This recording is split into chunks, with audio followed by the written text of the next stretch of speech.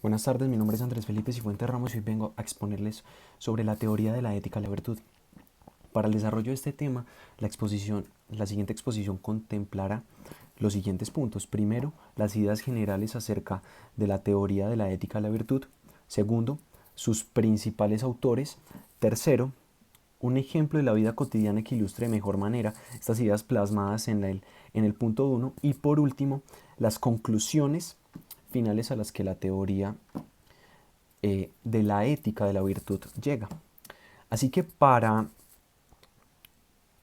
dar inicio a las ideas generales de la teoría de la ética de la virtud es válido plantearse ciertas cuestiones que nos sirvan para ilustrar de una mejor manera estas ideas principales.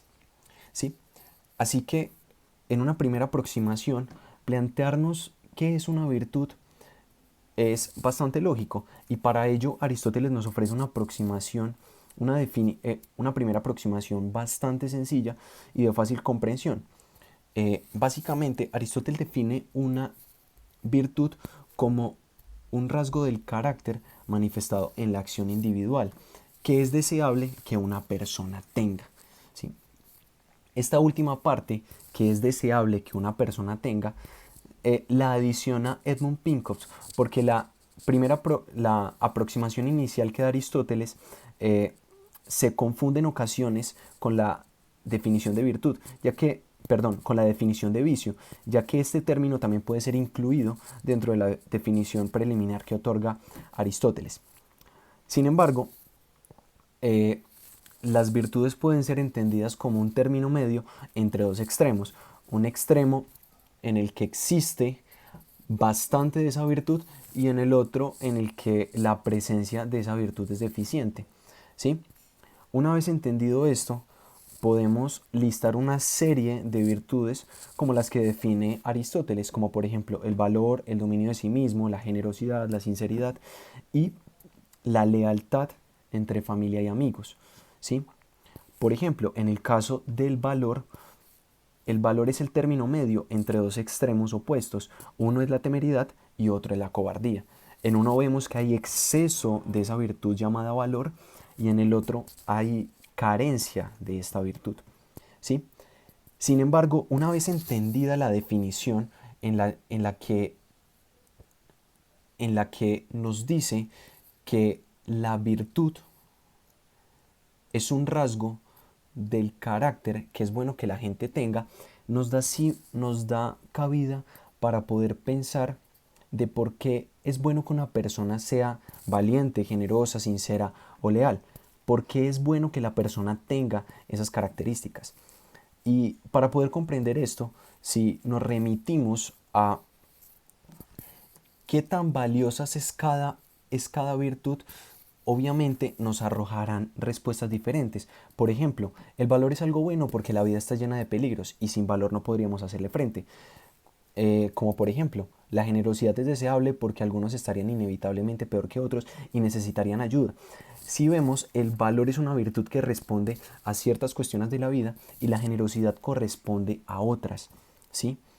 Así que para poder responder esa pregunta de por qué es algo bueno que una persona tenga estas virtudes, Aristóteles nos plantea una respuesta mucho más general, que básicamente las virtudes se necesitan para guiar bien nuestras vidas, para lograr una vida o para conseguir una vida bien lograda. ¿Sí? Para Aristóteles, como por ejemplo, eh, la sinceridad y la lealtad son bases fundamentales para el desarrollo del individuo en la sociedad. ¿Por qué? Porque las relaciones entre los individuos en la sociedad se construyen a través de la comunicación y la comunicación emplea o demanda que la veracidad de las palabras sí sea cierta, que haya cierto grado de sinceridad o que haya cierta solidez entre lo que cada uno de los miembros de la comunidad, de la sociedad, se transmite entre cada uno de ellos para poder crear ciertos lazos fuertes y sólidos que permitan interactuar a los individuos, por ejemplo. ¿Sí? Así que Cada una de las virtudes son válidas y son necesarias para la vida humana. ¿Para qué? Para lograr una vida bien lograda, ¿sí? Sin embargo, una vez entendido esto, nos llevamos a plantear lo siguiente, y es que si todas las virtudes son las mismas para todos. Y aquí nos llevamos a preguntar, y es necesario a, citar el siguiente fragmento del texto, en el cual se dice que es ingenuidad decir que el hombre debería ser este y de aquel modo. La realidad nos muestra una riqueza fascinante de tipos, la exuberancia propia de un pródigo jugo y mudanzas de forma. ¿Sí? Esto nos quiere decir es que hay distintos tipos de personas y que cada persona es diferente, y que nos lleva a pensar que cada persona tiene virtudes o cualidades diferentes. ¿Sí? Como por ejemplo, citando un ejemplo del texto, dice que el erudito que dedica su vida a la literatura medieval y el soldado profesional con tipos de personas, y el soldado profesional son tipos de personas muy diferentes, ¿sí? Una mujer de la época victoriana que nunca mostraría una rodilla en público, de una mujer moderna en traje de baño en la playa, tiene criterios muy diferentes del pudor, y aún así todo puede ser admirable a su manera. ¿Qué quiere decir? Que cada persona, según el contexto en el que se desarrolla, necesita de ciertas virtudes, como por ejemplo, según el tipo de trabajo o según su tipo de rol en la sociedad, necesita ciertos rasgos o ciertas virtudes que lo puedan conducir a la consecución de su objetivo dentro de la sociedad, ¿sí? Eh, entonces, frente a este respecto, eh, podemos podemos pensar que las virtudes difieren de una persona a otra. Y si difieren de una persona, de una persona a otra, eso nos lleva a pensar de que existen diferentes estilos de vida. Y si existen diferentes estilos de vida, también entonces las virtudes tienen que diferir de una sociedad a otra. Por ejemplo, la vida de un erudito, el erudito de nuestro ejemplo anterior, solamente es posible en una sociedad que tenga instituciones como las universidades, que definen y hacen posible la vida del estudioso. Lo mismo podría decirse de un futbolista, de un sacerdote, de una geisha o de un samurái.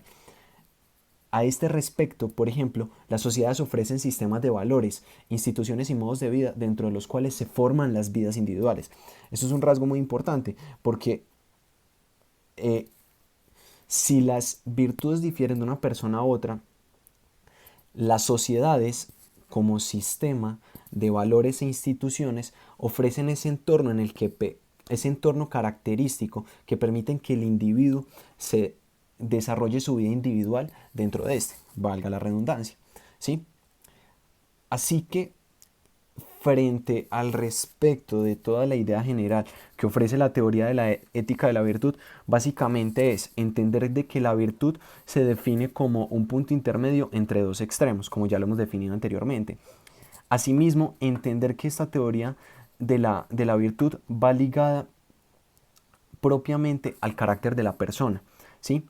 Asimismo, hay que entender de que esas virtudes difieren de una persona a otra y de una sociedad a otra, básicamente por la construcción de sistemas de creencias, instituciones, contexto, relaciones familiares, relaciones personales, etcétera, ¿sí? Pero, sin embargo, también hay que hacer claridad de que existen ciertas virtudes que tienden a ser globales y que se necesitan en cada uno de los instantes del tiempo. Por ejemplo, eh, perdón, perdón. Por ejemplo, en el proceso de relacionamiento, los sentimientos de reconocimiento y de afiliación que enlazan a cualquier ser humano con otro ser humano, ¿sí? Estos dos sentimientos, estas dos virtudes de reconocimiento y de afiliación son característicos de cada ser humano, propio de cada ser humano en su proceso de relacionamiento, ¿sí? Entonces, por ejemplo, respecto a las virtudes que enunciamos inicialmente, lo que viene siendo el valor, la generosidad, la sinceridad y la lealtad se pueden considerar como virtudes que cada una de las personas debería tener. Entonces, a este respecto, por ejemplo, podemos resaltar acerca del valor, de que todos necesitamos valor, porque nadie, ni siquiera el erudito, está tan seguro que el peligro no esté presente en ocasiones. Como por ejemplo, respecto a la sinceridad. Entonces, la sinceridad al hablar es siempre una virtud, porque ninguna sociedad puede existir sin comunicación entre sus miembros. Y la justificación ya se dio anteriormente, porque básicamente todas las relaciones se dan bajo la confianza de lo que el otro diga o de lo que el otro haga. Porque yo, al confiar en otra persona, estoy siendo vulnerable a que esa persona me afecte, de tal vez violando la confianza, mintiéndome de cierta manera, ¿sí? Eso al respecto de la sinceridad. O como por ejemplo, en cuanto a la lealtad, que también es un constructo también a partir de la virtud de la sinceridad, porque todos necesitamos amigos, y para tener amigos se debe también ser amigo, de modo que todos necesitamos lealtad, ¿sí?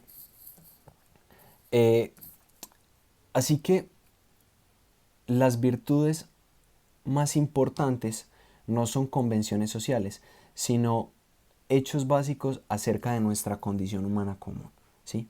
Podríamos resaltar esa frase dentro de lo que viene siendo toda la idea principal de lo de la teoría de la ética, ¿sí?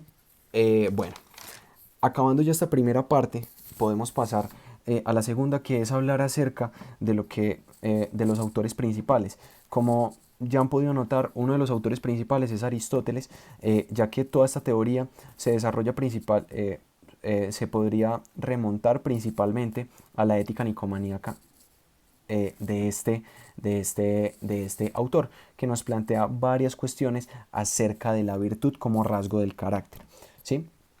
Obviamente Aristóteles en su tiempo no fue el único que habló de esto, también hay otros autores representativos que se plantearon la misma cuestión, como por ejemplo Sócrates y Platón. Sin embargo, con el paso del tiempo y con la introducción del cristianismo se da un vuelco hacia otras definiciones de lo que viene, de lo que en realidad se debería concentrar la filosofía moral.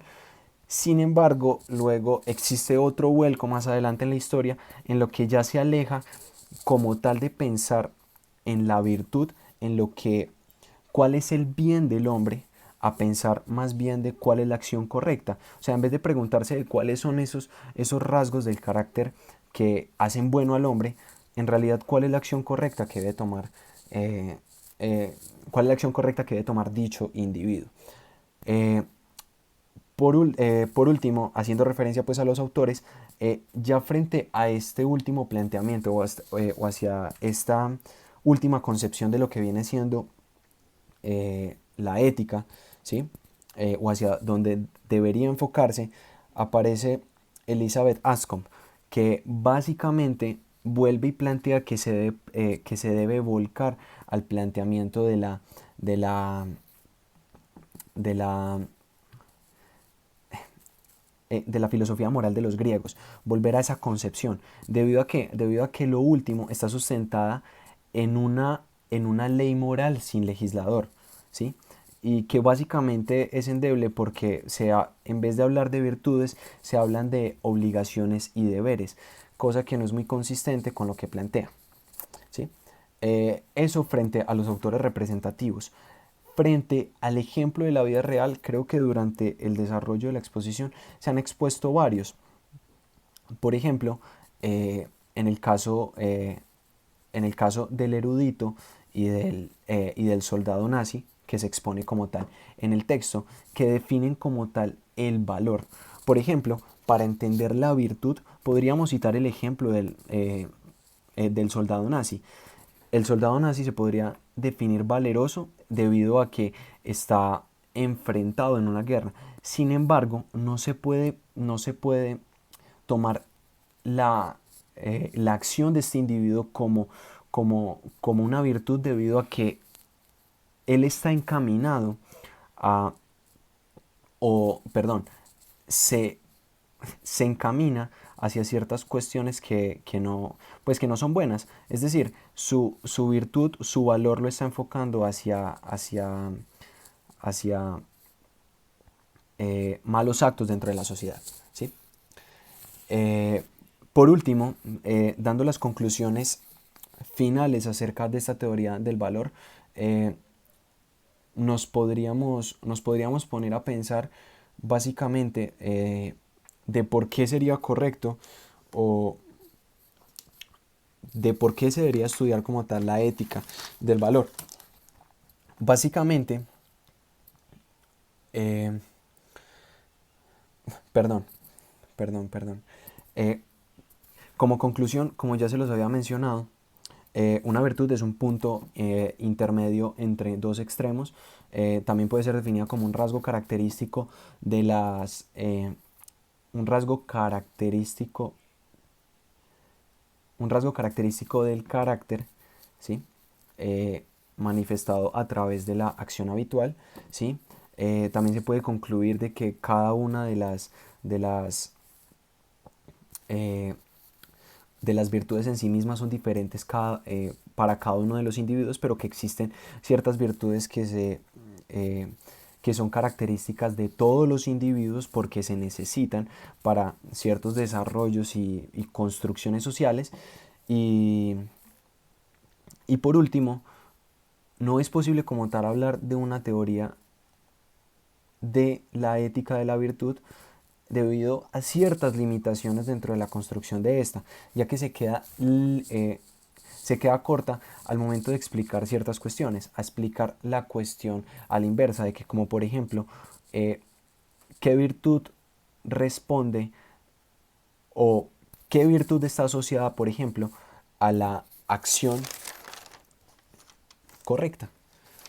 Esa podría ser una apreciación válida. Esto es todo. Esta es toda la exposición acerca de la teoría de la ética de la virtud. Muchas gracias, hasta luego.